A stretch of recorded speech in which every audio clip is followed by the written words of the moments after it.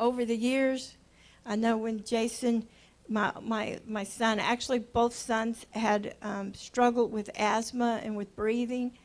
But the oldest one, Jason, when he was a baby is when it started.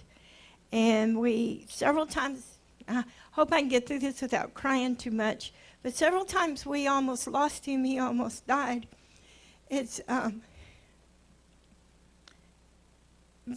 very frightening as a parent when things are beyond your ability.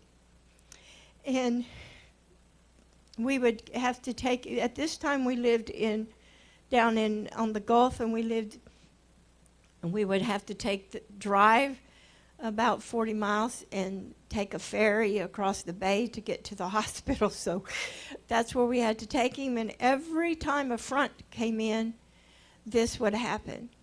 And then we would have to go through the steps. We would get him to the hospital, and they would give him a shot and wait a few minutes and give him a second. They would give him up to 3 shots if he did not breathe in between.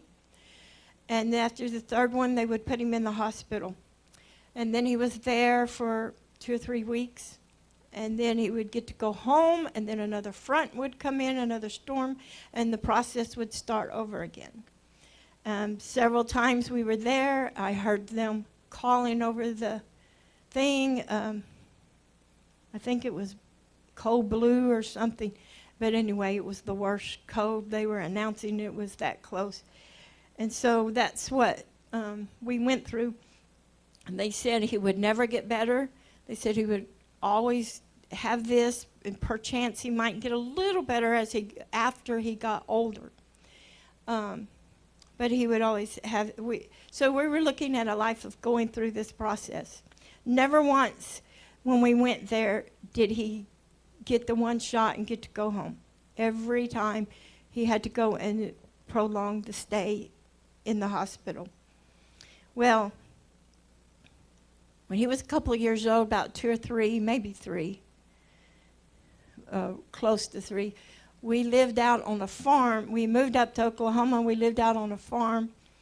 And my husband was working out of town, and I was there alone without a vehicle. And that night,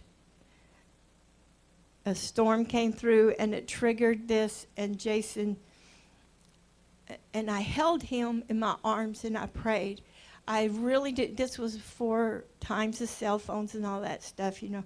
And I prayed, and I prayed, and I held him all night, and I prayed over him. And God promised me that he would keep him. And by morning, it all dissipated, and he could breathe, and he rested. He went to sleep, and he rested. Well, I was up praying all night. I was so far out of my league, y'all, that I needed a miracle. And I knew that the only lifeline I had was God. And I held my child and prayed over him. But by morning, he rested, and he could breathe, and he was better. Now, did it all just all disappear? No. But you know what? He never had to go back to the hospital again and stay in the hospital until he was in high school. And it was just because he moved to a different region, and they didn't know what to do for him.